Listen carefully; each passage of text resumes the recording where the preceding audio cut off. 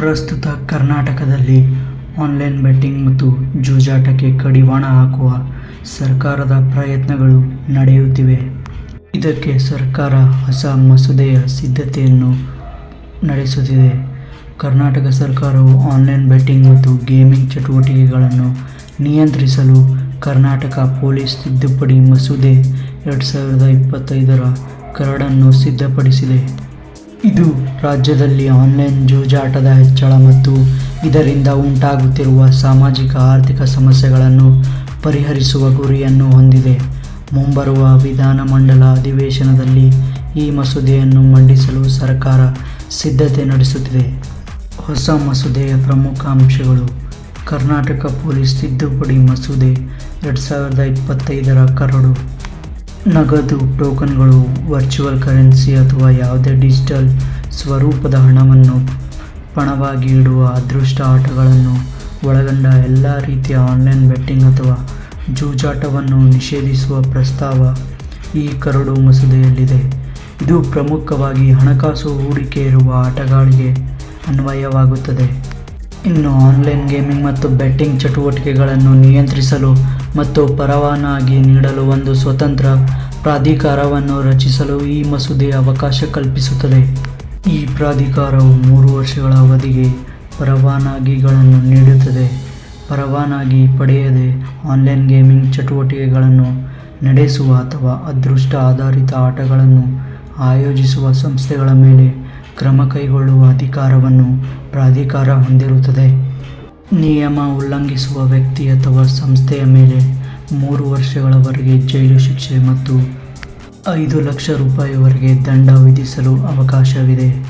ಅಕ್ರಮ ಆನ್ಲೈನ್ ಬೆಟ್ಟಿಂಗ್ಗೆ ಜಾಹೀರಾತುಗಳ ಮೂಲಕ ಪ್ರೇರೇಪಿಸುವ, ಬೆಂಬಲಿಸುವ ಅಥವಾ ಸಂಚು ರೂಪಿಸುವ ವ್ಯಕ್ತಿಗಳಿಗೆ 6 ತಿಂಗಳವರೆಗೆ ಸೆರೆಮನೆವಾಸ ಮತ್ತು 10,000 ರೂಪಾಯಿವರೆಗೆ ದಂಡ ವಿಧಿಸುವ ನಿಯಮ ರೂಪಿಸಲಾಗಿದೆ. ಇದಲ್ಲದೆ ನಿರಂತರವಾಗಿ ನಿಯಮ ಉಲ್ಲಂಘಿಸುವವರ ಮೇಲೆ 5 ಲಕ್ಷ ರೂಪಾಯಿವರೆಗೆ ದಂಡ ವಿಧಿಸಬಹುದಾಗಿದೆ. ಅಕ್ರಮ ಬೆಟ್ಟಿಂಗ್ ವೇದಿಕೆಗಳಿಗೆ ಪ್ರವೇಶ ನಿರ್ಬಂಧಿಸಲು ಜಿಯೋ ಫೈನಾನ್ಸಿಂಗ್ ಮತ್ತು IP ಬ್ಲಾಕಿಂಗ್ ತಂತ್ರಜ್ಞಾನಗಳ ಬಳಕೆಯನ್ನು ಕಡ್ಡಾಯಗೊಳಿಸಲು ಪ್ರಸ್ತಾವಿಸಲಾಗಿದೆ.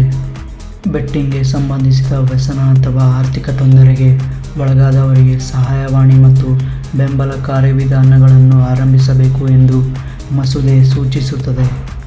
ಅಕ್ರಮ ಆನ್ಲೈನ್ ಬೆಟ್ಟಿಂಗ್ ನಡೆಸುವವರ ಬಗ್ಗೆ ಮಾಹಿತಿ ನೀಡುವ ವ್ಯಕ್ತಿ ಅಥವಾ ಘಟಕಕ್ಕೆ ರಕ್ಷಣೆ ಮತ್ತು ಸೂಕ್ತ ಬಹುಮಾನ ನೀಡುವ ಬಗ್ಗೆಯೂ ಚಿಂತನೆ ಇದೆ. ಕರ್ನಾಟಕ ಸರ್ಕಾರವು ಛತ್ತೀಸ್ಗಢ ಮಾದರಿಯಲ್ಲಿ ಕೌಶಲ್ಯ ಆಧಾರಿತ ಗೇಮಿಂಗ್ಗೆ ಅವಕಾಶ ನೀಡಿ ಅದೃಷ್ಟ ಆಧಾರಿತ ಗೇಮಿಂಗ್ಗೆ ನಿರ್ಬಂಧ ಹೇರುವ ಬಗ್ಗೆ ಚಿಂತನೆ ನಡೆಸಿದೆ. ಇದು ಕಾನೂನು ಮಾನ್ಯತೆ ಪಡೆದ ಗೇಮಿಂಗ್ಗೆ ಉದ್ಯಮದ ಬೆಳವಣಿಗೆಗೆ ಪೂರಕವಾಗಲಿದೆ ಎಂದು ಸರ್ಕಾರದ ನಿಲುವು. ಆನ್ಲೈನ್ ಬೆಟ್ಟಿಂಗ್ನಿಂದಾಗಿ ಯುವಜನತೆ ಮತ್ತು ಕುಟುಂಬಗಳು ಆರ್ಥಿಕ ಸಂಕಷ್ಟಕ್ಕೆ ಸಿಲುಕುತ್ತಿವೆ. ಸಾಲ, ಆತ್ಮಹತ್ಯೆಯಂತಹ ಪ್ರಕರಣಗಳು ಕೂಡ ಹೆಚ್ಚುತ್ತಿವೆ. ಅಕ್ರಮ ಬೆಟ್ಟಿಂಗ್ ಪ್ಲಾಟ್ಫಾರ್ಮ್ಗಳು ಹೆಚ್ಚಾಗುತ್ತಿದ್ದು, ಇವುಗಳನ್ನು ನಿಯಂತ್ರಿಸಲು ಪ್ರಸ್ತುತ ಕಾನೂನುಗಳು ಸಮರ್ಪಕವಾಗಿಲ್ಲ.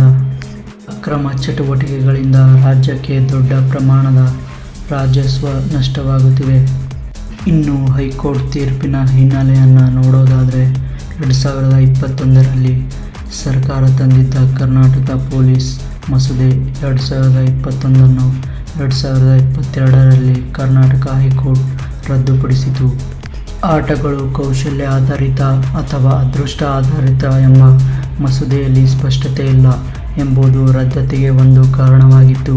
ಹೈಕೋರ್ಟ್ ಹೊಸ ಕಾಯ್ದೆಯನ್ನು ಸಂವಿಧಾನಬದ್ಧವಾಗಿ ತರಲು ಯಾವುದೇ ತಡೆಯೊಡ್ಡುವುದಿಲ್ಲ ಎಂದು ಸ್ಪಷ್ಟಪಡಿಸಿತು.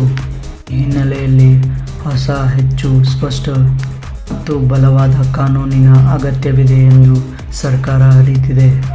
ಹಿಂದೆ ನಡೆದಂಥ ಪ್ರಯತ್ನಗಳು ಮತ್ತು ಪ್ರಸ್ತುತ ನಡೆದಿರುವ ಕೆಲಸದ ಬಗ್ಗೆ ವಿವರ ನೋಡೋದಾದರೆ, ಈ ಹಿಂದಿನ BJP ಸರ್ಕಾರವು 2021ರಲ್ಲಿ ಆನ್ಲೈನ್ ಜೂಜಾಟವನ್ನು ನಿಷೇಧಿಸಿ ಕರ್ನಾಟಕ ಪೊಲೀಸ್ ಕಾಯ್ದೆಯನ್ನು ಜಾರಿಗೆ ತಂದಿತ್ತು.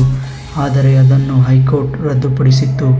ಹೈಕೋರ್ಟ್ ತೀರ್ಪನ್ನು ಪ್ರಶ್ನಿಸಿ ರಾಜ್ಯ ಸರ್ಕಾರ ಸುಪ್ರೀಂ ಕೋರ್ಟ್ನಲ್ಲಿ ಮೇಲ್ಮನವಿ ಸಲ್ಲಿಸಿದೆ.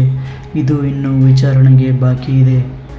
ಗೃಹ ಸಚಿವ ಜಿ. ಪರಮೇಶ್ವರ್ ಅವರು ಆನ್ಲೈನ್ ಬೆಟ್ಟಿಂಗ್ ಮತ್ತು ಜೂಜಾಟವನ್ನು ನಿಯಂತ್ರಿಸಲು ಹೊಸ ಕಾನೂನು ಜಾರಿಗೆ ತರಲು ಹಿರಿಯ ಅಧಿಕಾರಿಗಳು ಮತ್ತು ಉದ್ಯಮದ ಪ್ರತಿನಿಧಿಗಳ ಸಮಿತಿಯನ್ನು ರಚಿಸಲಾಗಿದೆ ಎಂದು ತಿಳಿಸಿದ್ದರು. ಈ ಸಮಿತಿಯು ಮಸೂದೆಯ ಕರಡನ್ನು ಸಿದ್ಧಪಡಿಸಲು 1 ತಿಂಗಳ ಕಾಲಾವಕಾಶ ಪಡೆದಿತ್ತು. ಮುಖ್ಯಮಂತ್ರಿ ಸಿದ್ದರಾಮಯ್ಯ ಕೂಡ ಆನ್ಲೈನ್ ಬೆಟ್ಟಿಂಗ್ ವಿರುದ್ಧ ಕಾನೂನು ಕ್ರಮ ತೆಗೆದುಕೊಳ್ಳುವ ಬಗ್ಗೆ ಚರ್ಚೆ ನಡೆಸಲಾಗುತ್ತಿದೆ ಎಂದು ಹೇಳಿದ್ದರು. ಐಟಿ-ಬಿಟಿ ಸಚಿವ ಪ್ರಿಯಾಂಕ್ ಖರ್ಗೆ ಮತ್ತು ಕಾನೂನು ಸಚಿವ ಎಚ್.ಕೆ. ಪಾಟೀಲ್ ಅವರು ಈ ವಿಷಯದ ಬಗ್ಗೆ ಚರ್ಚಿಸುತ್ತಿದ್ದಾರೆ ಎಂದು ತಿಳಿಸಿದರು.